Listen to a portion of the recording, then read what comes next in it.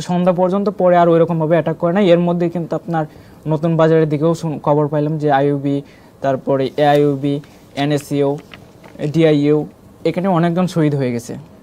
এই জিনিসটা আবার আমাদেরকে আরও নাড়া দেয়।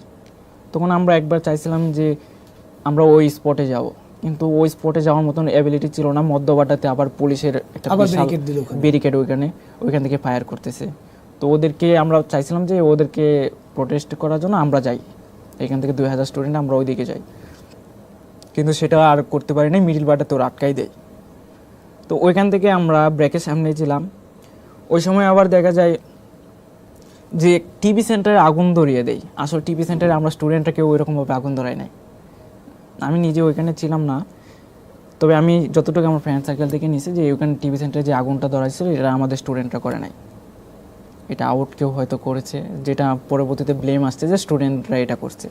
আর এক্স্যাক্টলি আমি ক্লিয়ার করে বলতে পারি যে এটা স্টুডেন্টদের কাজ না।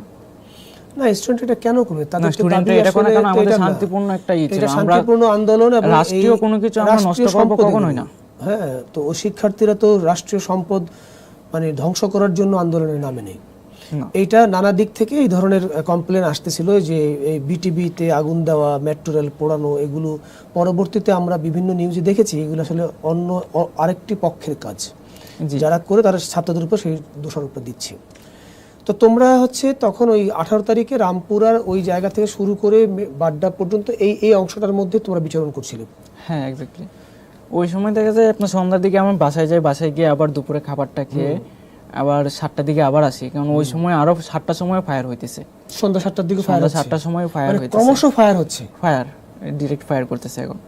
তখন আবার আমরা বের হই, আমার ফ্রেন্ড নাফিস, রাফিন, ওদেরকে নিয়ে বের হই সন্ধ্যা 7টার দিকে। 7টার দিকে নিচে যায় দেখতেছি টিভি সেন্টারের যে ওভারব্রিজটা, রামপুরা ওভারব্রিজ, রামপুরা ব্রিজটার ওপর থেকে বিজিবি আর পুলিশ ফায়ার করতেছে।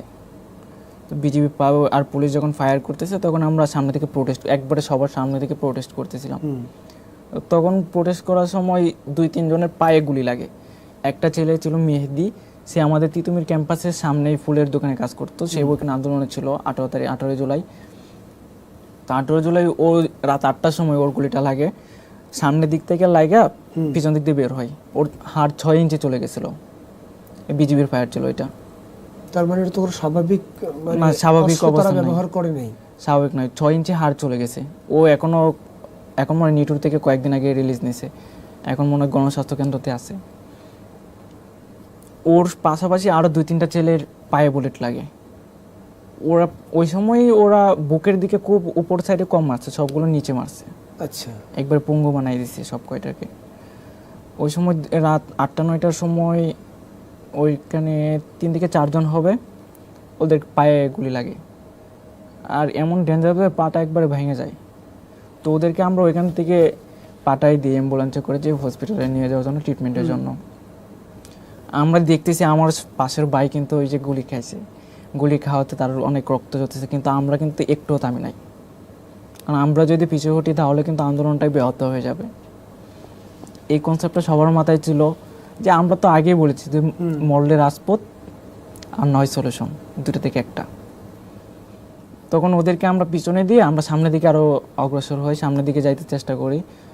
তো আমরা ওদেরকে প্রোটেস্ট করতেছিলাম, ওরা ফায়ার বেশি করতেছে। রাত 11:30 পর্যন্ত ওইখানে ফায়ার করছে ওরা, আমরা 11:30 পর্যন্ত প্রোটেস্ট করছিলাম। তো এক সময় শরীর এত পরিমাণ ক্লান্ত হয়েছে আর পারতেছি না, তখন আমার চয়ন ভাই বলতেছে বাসায় চলে যায় আজকের মতো। ওরা যখন মানে আমি জানতে চাচ্ছি যে ওরা যখন তোমাদেরকে ক্রমশ ফায়ার করে যাচ্ছে, তোমরা কিভাবে প্রোটেকশন নিতে? তো এলোপাথারি গুলি করতে। প্রোটেস্টটা হচ্ছে আপনার এই যে ঢিল মারছিলাম আমরা ওদের উপর, ইট পাটকেল ছুঁড়ে মারতেছিলাম, কিন্তু একবারও মনে হয় না যদি একটা গুলি তোমার বুকে এসে লাগে বা তোমার বুকে। অবশ্য তোমার দেখতে দেখতে ব্যাপারটার মধ্যে এমন একটা জায়গায় চলে গিয়েছিল যে এগুলো আর মাথায় কাজ করছিল না, মাথায় কাজ করছিল না। তখন কিন্তু সাউন্ড গ্রেনেড এত পরিমাণ